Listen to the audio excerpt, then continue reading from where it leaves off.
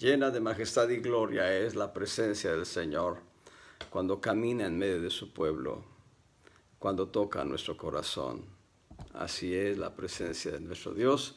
Les saludamos desde la ciudad de Tijuana, Baja California, México, la Iglesia Sublime Gracia, su servidor Santiago González, y estamos transmitiendo en vivo. Damos gracias a todos los que están ahora listos para escuchar la palabra de Dios. La semana antepasada se subió un video a la página de Facebook de Sublime Gracia, en la que se empezaba a hablar de las debilidades que tiene el cristiano respecto del ejercicio de la fe, de la caridad y de la paciencia como sinónimo de esperanza. Ya la semana pasada redondeamos el repaso y hoy vamos a empezar a ver algunas de las debilidades que tiene el corazón del creyente frente al ejercicio de la fe.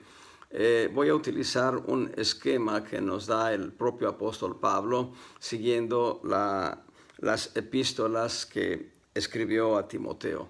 A través de las dos epístolas que Pablo escribe a Timoteo, Pablo nos dice nueve diferentes debilidades del alma en cuanto al ejercicio de la fe.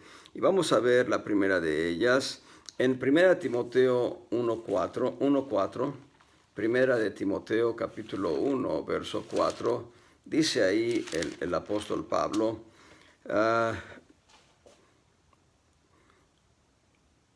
voy a leer desde el verso 1 para encontrar la salutación y a quién va dirigido. Pablo, apóstol de Jesucristo, por la ordenación de Dios, nuestro Salvador, y del Señor Jesucristo, nuestra esperanza. A Timoteo, verdadero hijo en la fe, gracia, misericordia y paz de Dios, nuestro Padre, y de Cristo Jesús, nuestro Señor. Como te ruego que te quedases en Efeso cuando partí para Macedonia, para que requirieses a algunos que no enseñen diversa doctrina, ni presten atención a fábulas y genealogías sin término, que antes engendran cuestiones que la edificación de Dios, que es por fe. Así te encargo ahora. Aquí está el problema. El primer problema que tiene el creyente en cuanto al ejercicio de la fe, y algunos que no son creyentes y llegan a cuestionar el ejercicio de la fe de los cristianos, está en la parte final del verso 3 y en el contexto del verso 4. Dice que no enseñen diversa doctrina.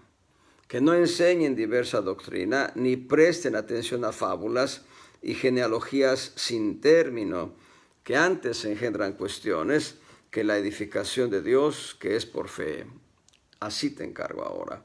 Y lo que sucede es que el primer principio que afecta, o la primera conducta interna del corazón del creyente que afecta su ejercicio de fe, o la gente externa que viene a quebrantar el ejercicio de la fe en el creyente, es diversa doctrina. Una doctrina ajena a la que realmente nosotros hemos conocido, a la que nosotros hemos aprendido, en la cual nosotros nos movemos. Y aquí habla de una diversa doctrina, y por decir de una manera muy puntual, cuando escribe a los Gálatas, el apóstol Pablo va a decir que si alguien viniera y enseñara otro evangelio del cual ha enseñado el propio apóstol Pablo, dice, el tal sea anatema.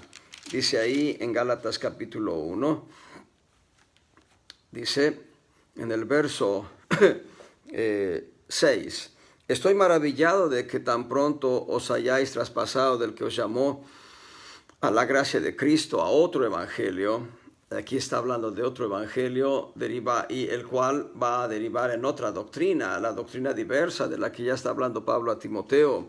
Dice verso 7, no que hay otro, no hay otro evangelio en un sentido puro de la palabra, en un sentido de revelación exacto de Dios hacia el ser humano, sino que hay algunos que os inquietan y quieren pervertir el evangelio de Cristo. Mas aún si nosotros o un ángel del cielo os anunciare otro evangelio del que os hemos anunciado, sea anatema. Como antes hemos dicho, también ahora decimos otra vez, si alguno os anunciare otro evangelio del que habéis recibido, el tal sea anatema. Y lo que está diciendo aquí el apóstol Pablo, es que hay quienes pervierten la palabra de Dios, y con tal perversión lo único que provocan es que el ejercicio de la fe, como lo dice Timoteo, sea descaminado. 1 Timoteo 1:4 dice, prestan atención a fábulas y genealogías sin término, y estas fábulas y genealogías sin término engendran cuestiones ajenas a la edificación de Dios, y la edificación de Dios es por la fe. En otras palabras, lo que sucede con este tipo de prácticas es que viene ruina a la vida del creyente por atender a fábulas y genealogías de hombres, a cuestiones que son ajenas a la edificación que Dios da por su doctrina. Cuando el Señor va a edificar su iglesia, y el Señor Jesucristo lo dice ahí en Mateo 16:18, mas yo te digo que tú eres Pedro, y sobre esta roca edificaré mi iglesia. La roca es Cristo, la roca es la gran revelación que Pedro ha dicho de que Cristo es el Hijo del Dios viviente, y sobre esa roca Cristo está levantando su iglesia, y ese es el principio fundamental de doctrina sobre el cual la iglesia debe ser levantada. En Mateo capítulo 7, en los últimos versículos dice, cualquiera pues que me oye estas palabras. ¿Cuáles palabras? Las palabras que ha dicho a lo largo de este mensaje de la montaña, que inicia en Mateo 5:1, 5 verso 2, verso 3 por ahí, verso 3, 4, ahí empieza el mensaje. Todo lo que ha dicho hasta terminar el discurso en el capítulo 7, sus últimos versículos, está hablando, será pues que aquel que me oye todas estas palabras y las pone por obra, le compararé a un hombre prudente que edificó su casa sobre la roca es Cristo otra vez, de acuerdo a Mateo 16:18. Dice, y vendrán lluvias, y vinieron lluvias, y vinieron ríos, y vinieron vientos, y dieron con ímpetu en la casa, pero la casa no cayó porque estaba fundada sobre la roca. Dice, pero a cualquiera que me escuche estas palabras y no las pone por obra, le compararé a un hombre insensato que levantó su casa sobre la arena, y vinieron lluvias, y vinieron ríos, y vinieron vientos, y dieron con ímpetu en la casa, y la casa no permaneció porque estaba fundada sobre arena. La arena es esfuerzo propio, pero lo que está estableciendo el Señor Jesucristo es que la casa va a caer por no haberse fundamentado sobre los principios doctrinales que Él enseñó a lo largo de los evangelios. Él da las bases, Él da las semillas. En los evangelios vamos a encontrar todas las semillas de la sana doctrina, y esta sana doctrina la va a experimentar la iglesia del libro de los Hechos, las diferentes asambleas locales, pero esta doctrina va a ser desarrollada a través de las epístolas paulinas, las epístolas de Pablo a las iglesias, las epístolas de Pablo a los líderes, a los ministerios, Filemón, Timoteo y Tito. Las epístolas universales también van a desarrollar esta doctrina. Y cuando el creyente se aparta de la doctrina, entonces el problema de él es que ya no está caminando conforme a la edificación de Dios en fe, sino que empieza a destruir, empieza a minar, empieza a provocar que los cimientos se muevan y que el edificio no se levante y venga a la ruina. Eso es terrible, y ese es el primer principio, engendrar cuestiones que no tienen que ver con la edificación de Dios y la fe. Al engendrar cuestiones, nosotros enfrentamos ya el problema de que la fe empieza a tambalearse. El Salmo 11 en el verso 3 va a decir, si fueren removidos los cimientos, ¿qué ha de hacer el justo? Y esto es terrible, porque si los cimientos que están en la vida del creyente, a saber, caridad o amor, ágape, esperanza y fe, en el orden que los quieras ver, pero en primer orden siempre deberá ser el amor ágape. Cuando son removidos estos fundamentos, el justo va a sufrir, el justo va a ser víctima vulnerable del enemigo. Hoy en día se están levantando doctrinas falsas de error, doctrinas de error, nuevas doctrinas de error, y esas doctrinas nuevas están convenciendo a creyentes y ya la edificación en sus vidas empieza a ser vulnerable. Ellos empiezan a estar en condiciones de vulnerabilidad por seguir doctrinas de error. Noten lo que está diciendo el apóstol. Genealogías, fábulas sin término que engendran cuestiones. ¿Saben? Aquí en Gálatas 1 hemos leído otro evangelio, y ahí cuando dice sea anatema, debo decirles, la palabra anatema tiene un doble significado. Debemos tener mucho cuidado cuando utilizamos la palabra anatema, porque en una primera dirección el anatema es aquello que se separa para Dios como una bendición, pero cuando aquello que debe ser separado para Dios como una bendición no lo es, no se separa para Dios como una bendición y se aparta para uno como para beneficio propio y no para la gloria de Dios, entonces se convierte en maldición. Esa es la ambivalencia de la palabra anatema, y lo que está diciendo el apóstol Pablo, que los que anuncian otro evangelio, por estar separándose de aquello que bendice a Dios, de aquello que lo glorifica a Dios, están caminando en maldición. Cuando Pablo escribe a los Corintios, ahí en 2 de Corintios, en el capítulo 11, va a decirnos otra vez, en este caso, más allá de otro evangelio, va a hablarnos de otro espíritu, de otro evangelio y de otro Jesús. Ahí en segunda de Corintios 11, verso 3 y 4, dice: mas temo que como la serpiente engañó a Eva con su astucia, sean corrompidos así vuestros sentidos en alguna manera de la simplicidad que es en Cristo. Aquí habla de la simplicidad del evangelio, y también lo va a decir Efesios, la simplicidad del evangelio. Verso 4, porque si el que viene predicare otro Jesús, hay otro Jesús. Pablo va a decir, no que hay otro, sino que hay quienes pervierten. Y dice, otro Jesús, dice, o recibieres otro espíritu del que habéis recibido, u otro evangelio del que habéis aceptado, lo sufriréis bien. Y aquí Pablo está hablando de otro Jesús, otro espíritu y otro evangelio. Y te voy a dar algunos ejemplos muy prácticos. Otro Jesús, el de las Navidades. Otro Jesús, el de la Semana Santa. El Jesús de las Navidades es un bebé. El Jesús de la Semana Santa es un sacrificio sangrante. Y de entrada, nuestro Señor Jesús no es un bebé hoy. Nuestro Señor Jesús es un hombre maduro, como hombre glorificado. Es un hombre de 33 años y medio de edad en la perspectiva humana, pero glorificado con un cuerpo que no se corrompe. Y Él está entronizado en los cielos a la diestra del Padre Celestial en las alturas. Por eso el Jesús de Navidades nos sirve, es un Jesús de utilería. Pero hay quienes caen en esa trampa, en ese esquema, y lo siguen. Pero mi Jesús y el Jesús tuyo es el mismo, y Él está entronizado en los cielos, y Él es el ser más maduro como hombre glorificado, y Él es Dios en sí mismo, Dios encarnado en hombre, Dios hecho hombre. Pero además de ello, nuestro Jesús no es el de la Semana Santa.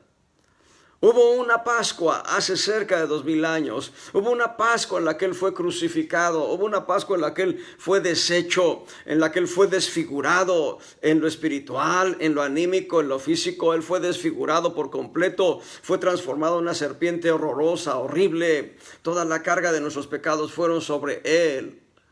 Pero, Él al tercer día se levantó de entre los muertos, para nunca jamás volver a ver muerte.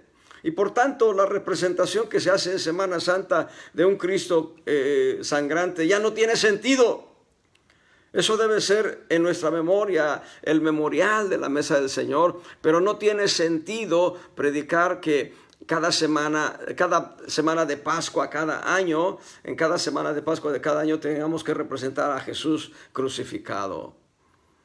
Y ese es el otro Jesús. Y dice, otro espíritu. Bueno, en Navidades está el espíritu navideño, y el espíritu navideño no es de Dios. Y en Semana Santa está el espíritu religioso, que tampoco es de Dios. Y Hay un espíritu farisaico, hay 7 espíritus inmundos que atentan contra el crecimiento del cristiano. Y dice, o recibiereis otro evangelio del que habéis recibido.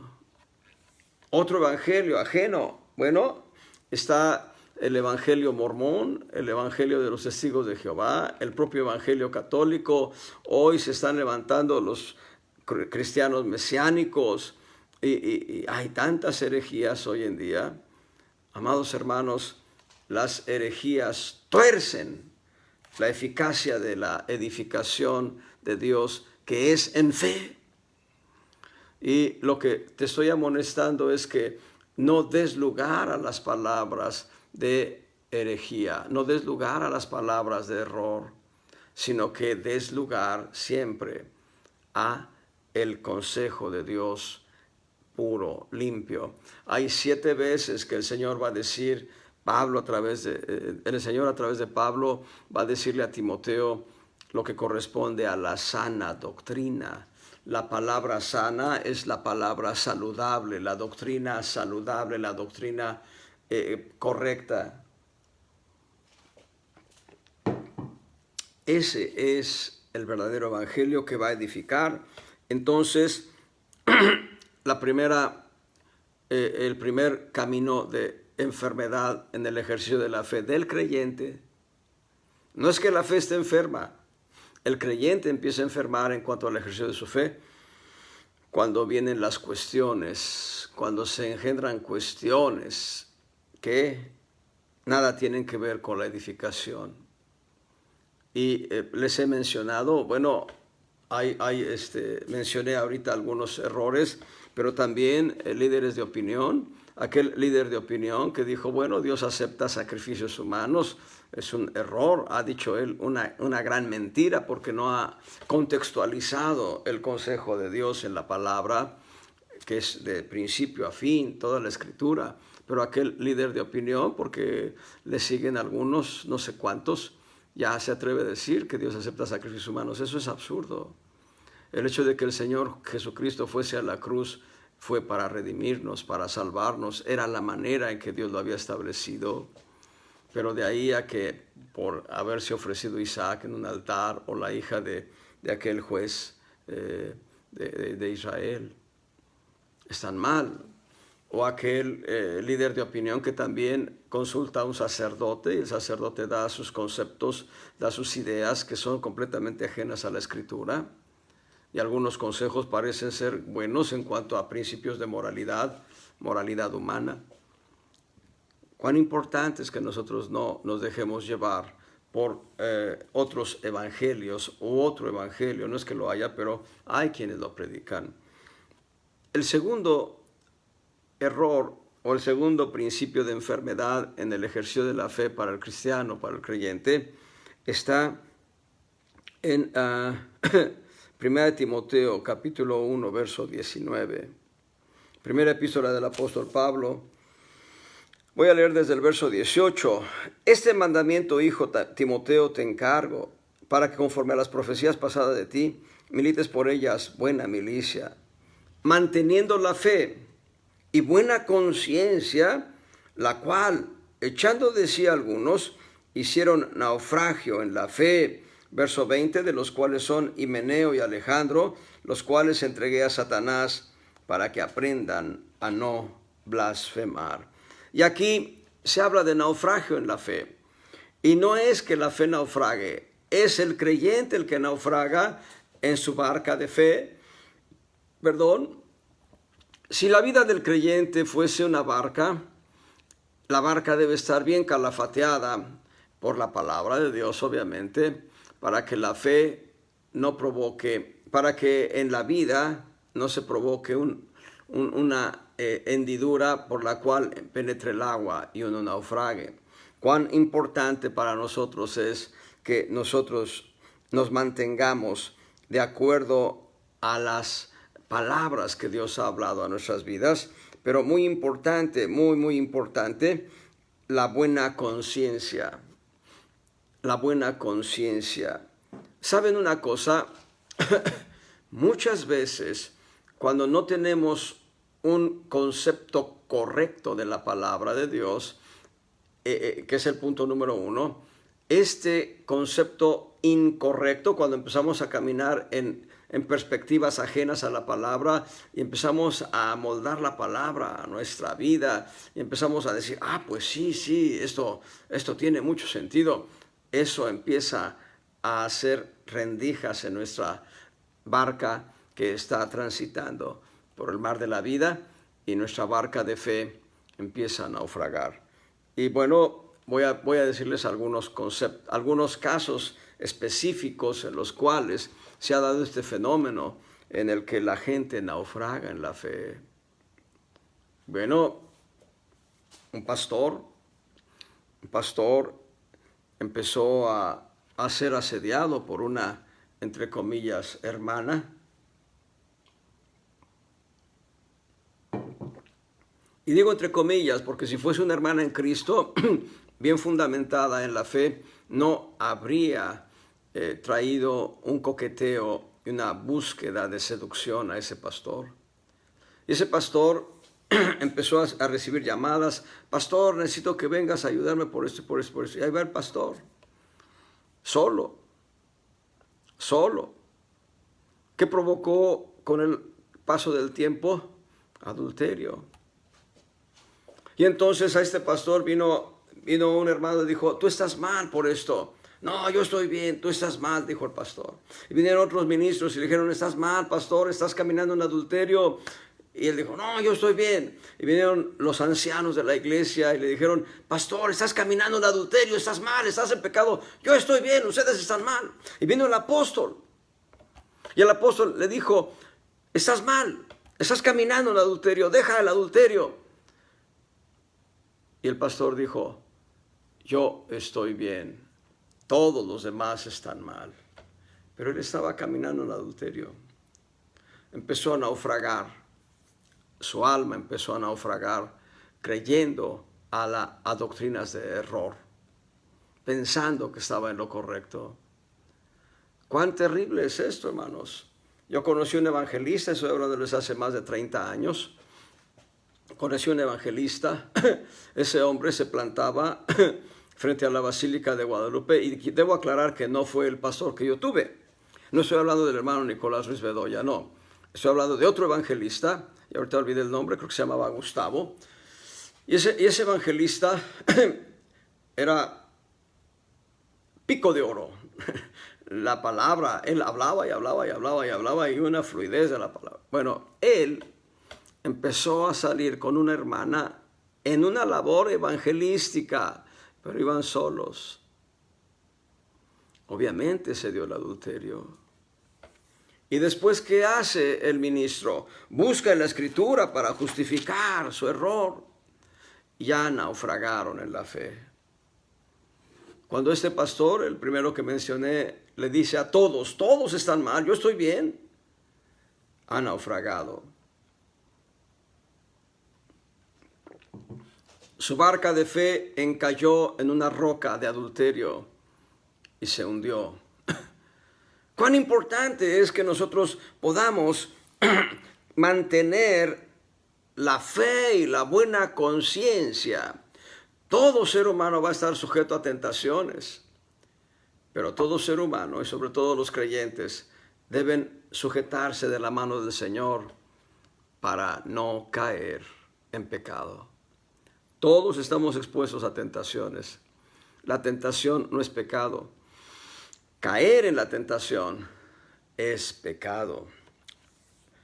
Bendigo a Cristo por el hecho de que nos enseñe para no naufragar, para no hacer naufragio, para que nuestra vida en el alma no esté en condiciones tales. Yo escuché a un ministro de Dios, un pastor, decirme su versión. Él me dijo esto. Estoy hablándoles de una historia que se sucedió hace unos 12 años, tal vez 14 años, ya 13, 14 años. Y él me dijo: oye, Santiago, me dijo. Y me habló de que él, antes de caminar con Cristo o algo así, me decía, había tenido una relación de adulterio. Me estaba mintiendo. Me estaba mintiendo y él había caído en adulterio. Por gracia de Dios, su esposa le perdonó. Por gracia de Dios, su esposa tuvo una visión más amplia y más clara de la gracia.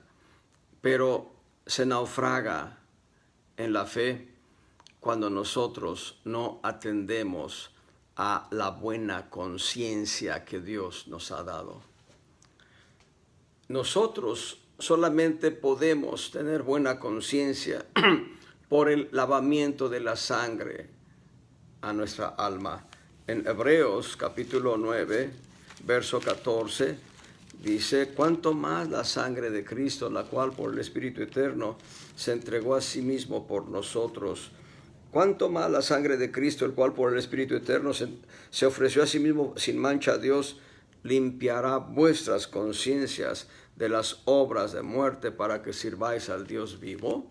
Y entonces la sangre de Cristo va a limpiar nuestras conciencias de toda obra de muerte para que no estemos justificando conductas pecaminosas, para que no estemos nosotros caminando en una relación de pecado, justificándola, alabándola, diciendo, la Biblia lo dice.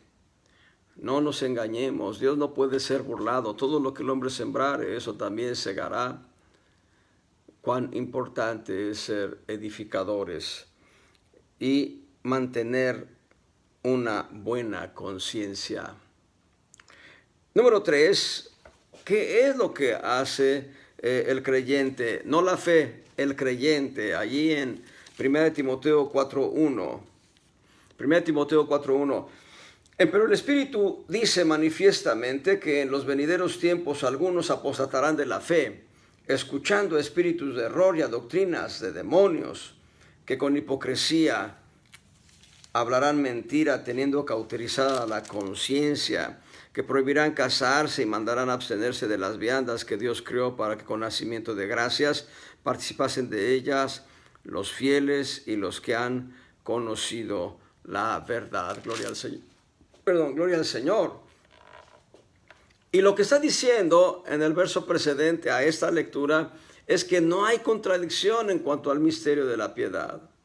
Dios ha sido manifestado en carne. Pero ¿qué es lo que vienen a decirnos los espíritus de error? Los espíritus de error vienen a decirnos que no, que Dios no se manifestó en carne. Eso es error. Error de doctrina. El error de doctrina te lleva a un error. Primero, el error de visión te lleva a un error de doctrina. El error de doctrina te lleva a un error de vida.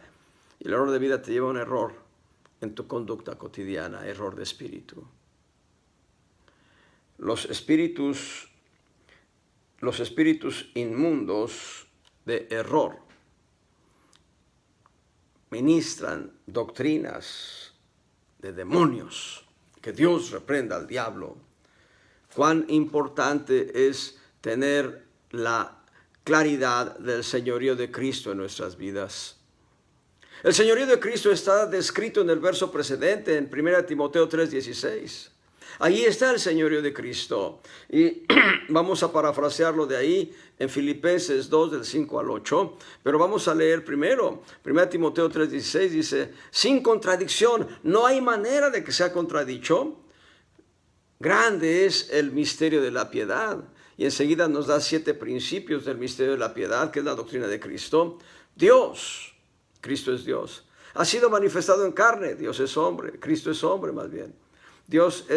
Cristo es Dios, Jesús es hombre, ha sido manifestado en carne, ha sido justificado con el Espíritu, ha sido visto de los ángeles, ha sido predicado al mundo, ha sido predicado a los gentiles, ha sido creído en el mundo, ha sido recibido en gloria. Y esta parte específica, esta parte final, ha sido recibido en gloria, nos está enseñando desde el principio hasta el final. Dios se ha hecho hombre, pero ha sido recibido en gloria. Y esto nos habla del señorío de Cristo. Y ahí en Filipenses 2, del 5 al 8, nos dice el apóstol Pablo, haya pues en vosotros este sentir que hubo también en Cristo Jesús, el cual siendo en forma de Dios no tuvo por usurpación ser igual a Dios. Entonces, ¿qué fue lo que hizo? Si no tuvo por usurpación ser igual a Dios, dice entonces, se anonadó a sí mismo, se hizo nada, tomando forma de siervo hecho semejante a los hombres, y hallado en la condición como hombre, se humilló a sí mismo, hecho obediente hasta la muerte y muerte de cruz. Por lo cual, ¿qué es lo cual? Lo que acaba de describir en cuanto a su humillación, los 7 pasos descendentes del Señor Jesucristo. Por esos 7 pasos descendentes, Dios lo exaltó a lo sumo y le dio un nombre que es sobre todo nombre, para que en el nombre de Jesús se doble toda rodilla de lo que está en el cielo, en la tierra y debajo de la tierra, y toda lengua confiese que Jesucristo es el Señor, a la gloria de Dios Padre. Esta parte específica, nuestra tercera relación básica es con la autoridad. Cristo es el Señor. Le pese a quien le pese, le duela a quien le duela, Cristo es el Señor. Pero las doctrinas de error, los espíritus de demonios que llevan a doctrinas de error, empiezan a encauzar los corazones de las gentes por caminos ajenos a la sana doctrina. Y entonces vienen experiencias como las que acabo de describirles, vienen experiencias peores. Eso es terrible. Se deja de atender al señorío de Cristo para seguir espíritus, doctrinas de demonios. Dios reprenda al diablo. Amados hermanos, cuán importante es que nuestra vida no apostate de la fe. ¿Qué es apostatar? Es darle la espalda a aquello que creímos, darle la espalda a aquello que ya confesamos antes. Eso es apostatar de la fe. Es dar un giro dándole la espalda a aquel que nos redimió, aquel que nos salvó. Él fue un sacrificio sangrante en la cruz, pero hoy Cristo es el Señor. Y si Cristo es el Señor, no tenemos por qué estar escuchando doctrinas de error, doctrinas de demonios. Les conté el testimonio de un grupo de hermanos, se decían cristianos obviamente. Esto sucedió hace unos 23, 24 años aproximadamente. Estábamos nosotros en Ciudad Obregón, Sonora, mi esposa y yo asistíamos a una iglesia de corte pentecostés, de las iglesias de Dios del Evangelio completo, la iglesia central de Ciudad Obregón, Sonora.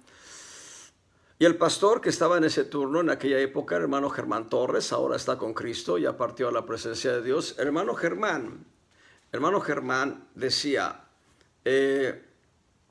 oremos, decía en un culto, oremos, porque los hermanos fulano, dio 4 o 5 nombres, dice, están en oración y ayuno para conocer las profundidades de Satanás. Suena bonito, pero eso es error.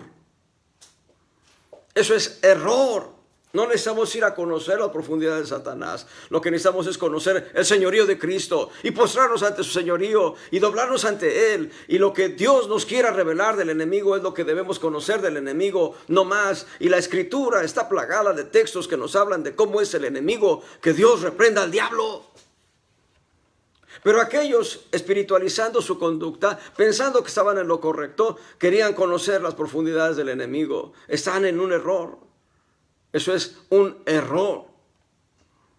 El otro caso, eso me lo contaron a mí, yo no estuve en ese lugar. Conozco la iglesia aquí en Tijuana, una iglesia grande, conocida como la Carpa de los Milagros. Cristocentro es el nombre. Miles de personas asisten a ese lugar. Se dice, me lo contaron, que el pastor estaba predicando y se sube la esposa del pastor, mal llamada pastora, se sube y le arrebata el micrófono y le dice, hermanos, oremos porque el diablo me acaba de revelar. ¿Qué? El diablo me acaba de revelar que va a haber un ataque así que lo va a hacer el diablo. Por favor. ¿Qué se predica entonces? Error. Y la gente dice, amén y queremos más. Eso es absurdo. No es posible que alguien diga que está escuchando la voz del diablo para saber sus artimañas. Eso ya lo hizo en Edén con Eva.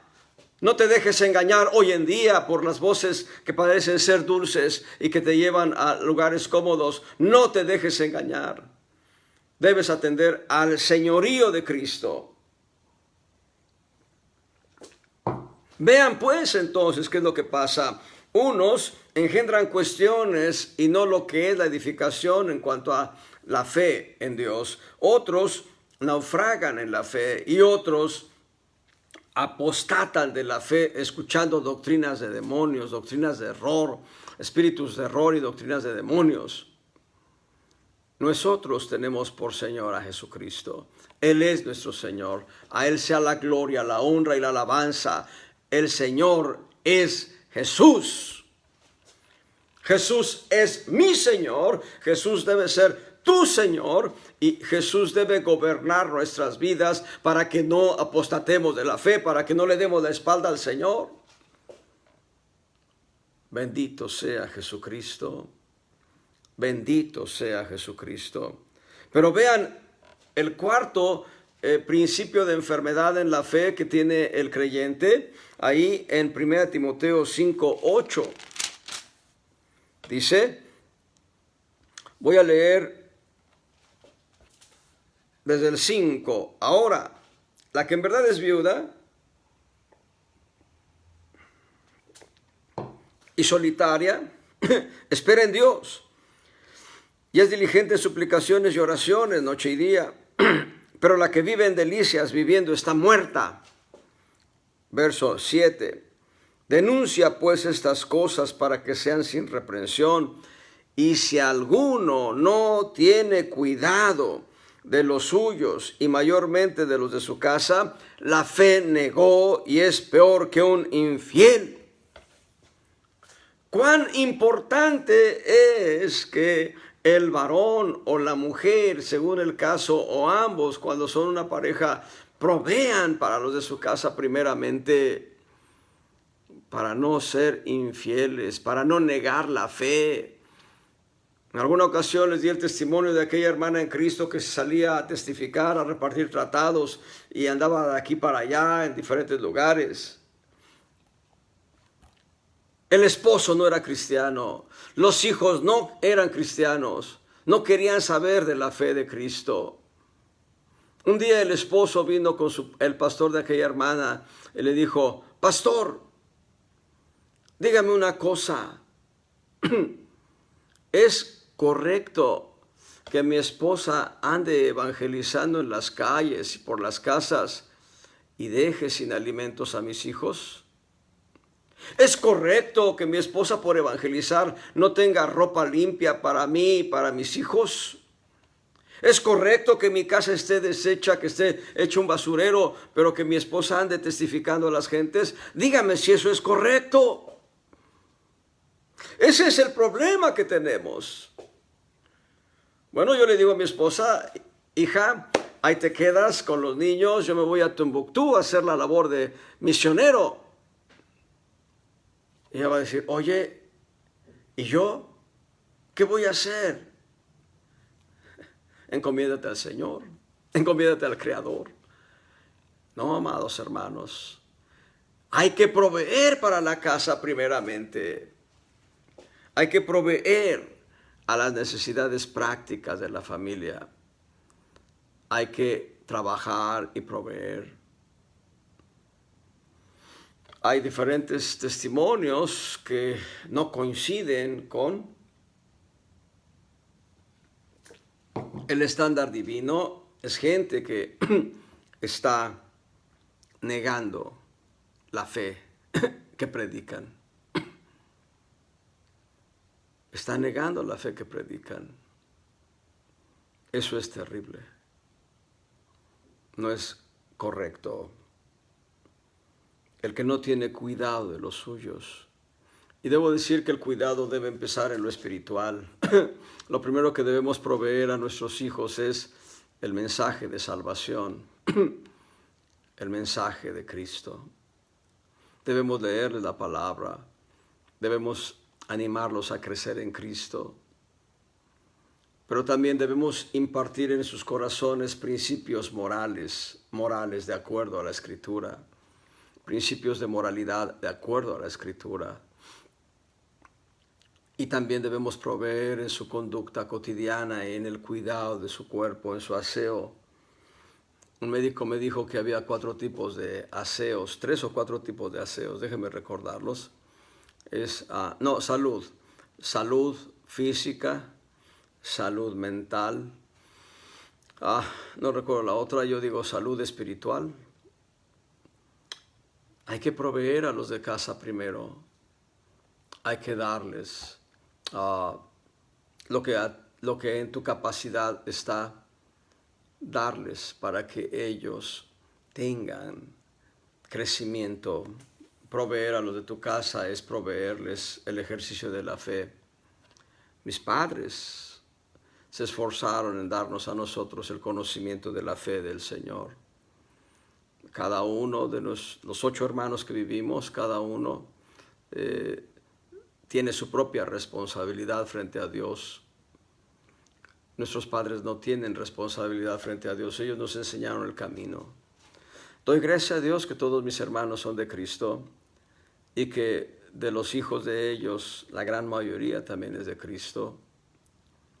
Pero esto debe ser una provisión que tú hagas desde que está tu esposa embarazada, desde ahí.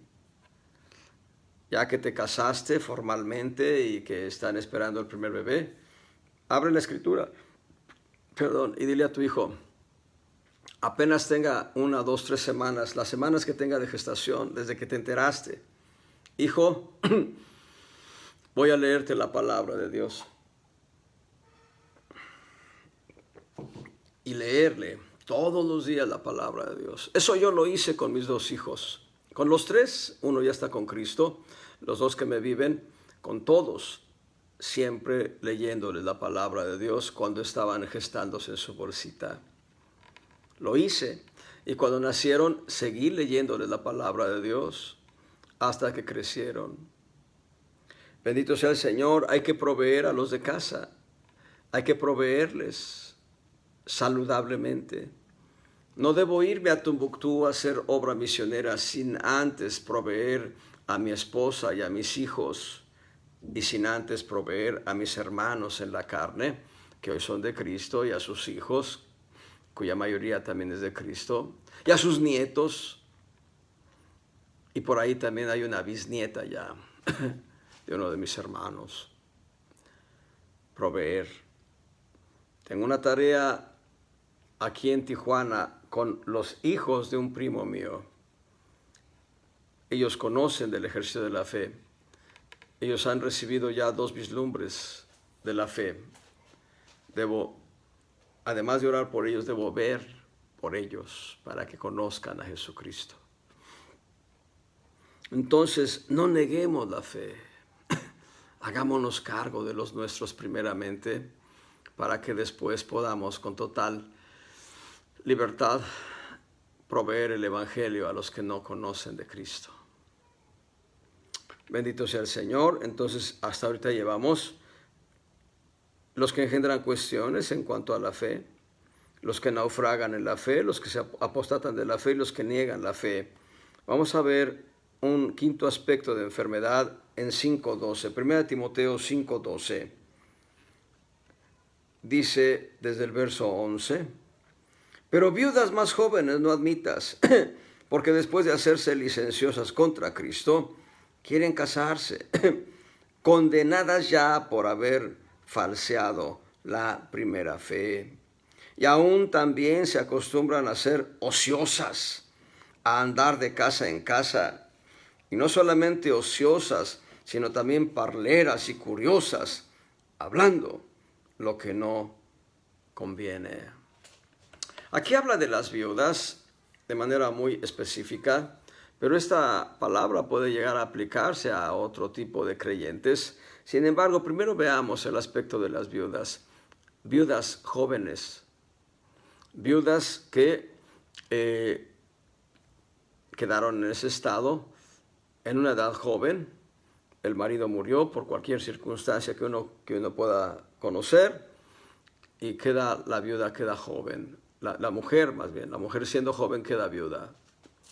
Entonces el apóstol Pablo está diciendo que no sean admitidas en las cargas de la iglesia, de acuerdo a la epístola de Pablo a Timoteo y la de Tito también, pero primordialmente en esta, Pablo exhorta a que la iglesia local pueda de las ofrendas tomar, o tal vez de los diezmos también, no lo especifica muy bien aquí Pablo, pero tal vez de los diezmos y de las ofrendas, Pablo está instruyendo que se provea a las viudas que en verdad son viudas, que pasan de los 60 años de edad y que, bueno, ahorita dije 60 años de edad, no recuerdo ahorita bien la edad, pero que han sido mujeres que trabajan en la obra del Señor, mujeres que se esfuerzan en caminar de acuerdo al temor de Dios, que no sean jóvenes, que la iglesia pueda ayudarles en sus cargas económicas, sobre todo cuando son viudas que no tienen parientes cercanos ni lejanos. Y Pablo está exhortando a que se les ayude, pero dice, pero viudas más jóvenes no admitas, porque empieza a decir las debilidades. Dice, porque después se hacen licenciosas, es decir, están acostumbradas a recibir, dame, dame, dame, y a hacer nada. Debo decirles que la mendicidad no está en el consejo de Dios. Es decir, ¿qué es la mendicidad?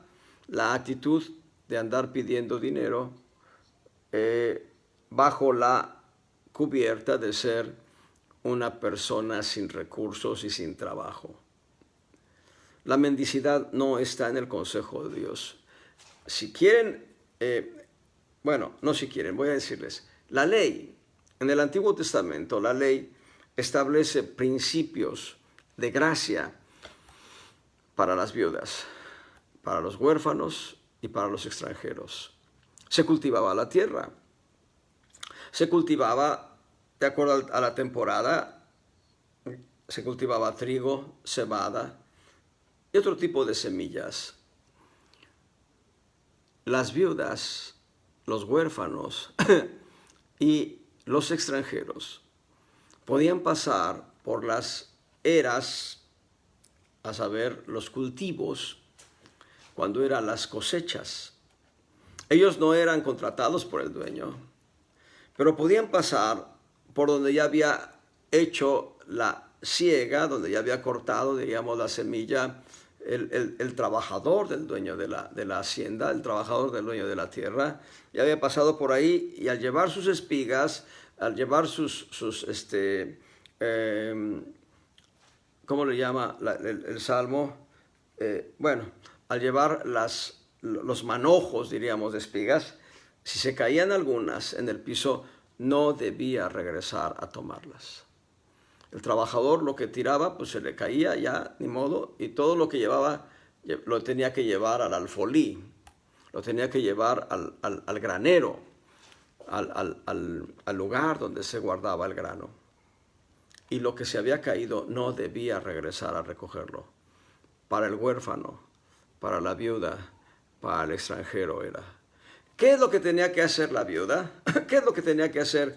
Bueno, aquí nos está hablando de viudas, o el huérfano en su caso, el extranjero. ¿Qué es lo que tenía que hacer la viuda?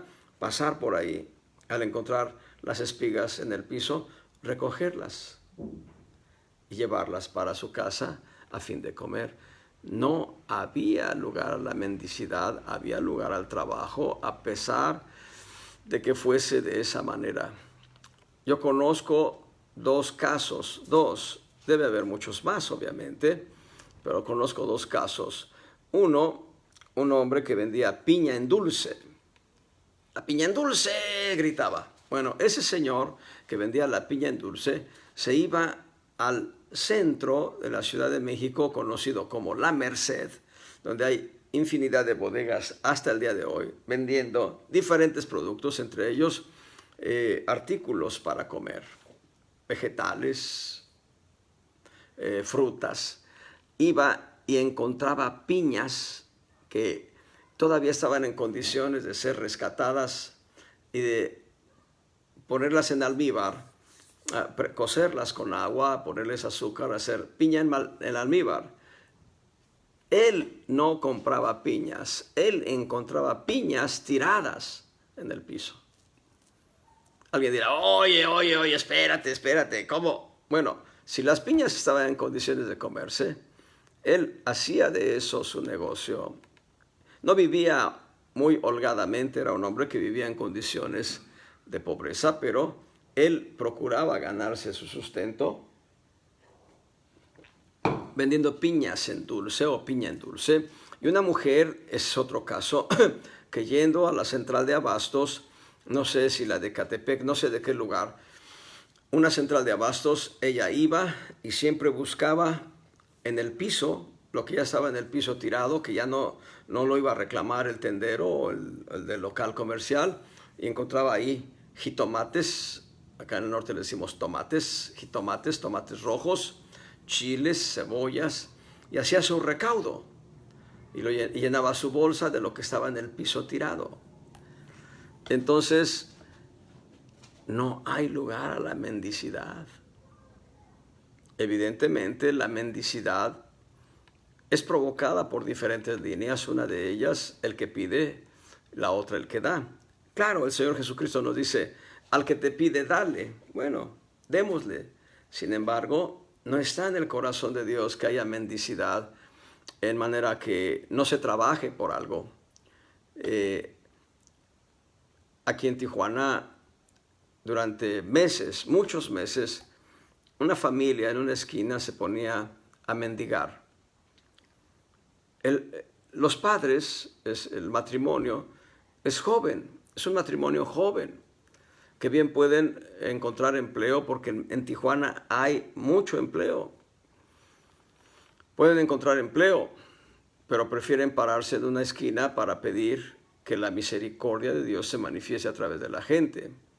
Bueno, en alguna ocasión les dimos dinero, en otra ocasión les dimos pan, en otra ocasión... Y no solo nosotros como familia, mucha gente les ha dado. Pero han hecho de la mendicidad una forma de vida. Y lo que está diciendo aquí, dice que tengan testimonio en buenas obras. Está hablando a gente creyente, está hablando a creyentes. Que hayan creado hijos, habla de las viudas. Que hayan ejercitado la hospitalidad, que hayan lavado los pies de los santos, que hayan socorrido a los afligidos y que hayan seguido toda buena obra. Pero viudas jóvenes, verso 11, no admitas, después de hacerse licenciosas, es decir, al fin que me va a llegar la despensa. Ahí viene la despensa. Y preparemos la comida, al fin que... ¿Y qué es lo que han hecho por causa del Evangelio? No, pues están ahí, miren, hoy en día, están así, miren, así. Uy, qué nota, mira esto.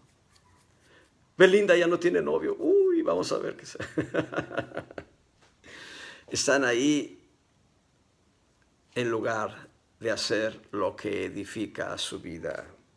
Se hacen licenciosas contra Cristo y se vuelven a casar, buscan casarse, condenadas ya por haber falseado la primera fe. Falsean la fe. Llegan a la iglesia con su... ¿Cómo se llama esto? No, su pañoleta cubriendo su cabeza.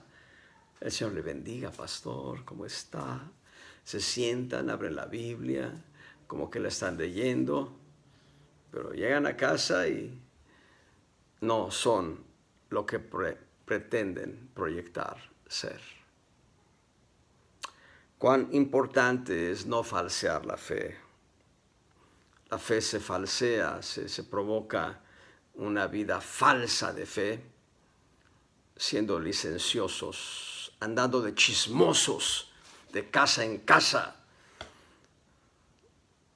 Tengamos cuidado con ello. Vamos a parar ahí, todavía nos quedan otras 4 debilidades más en la fe que debemos considerar y ver la respuesta que nos da el apóstol Pablo para no naufragar en la fe, para ser sanos en la fe. Por hoy paramos. Dios les bendiga, hermanos.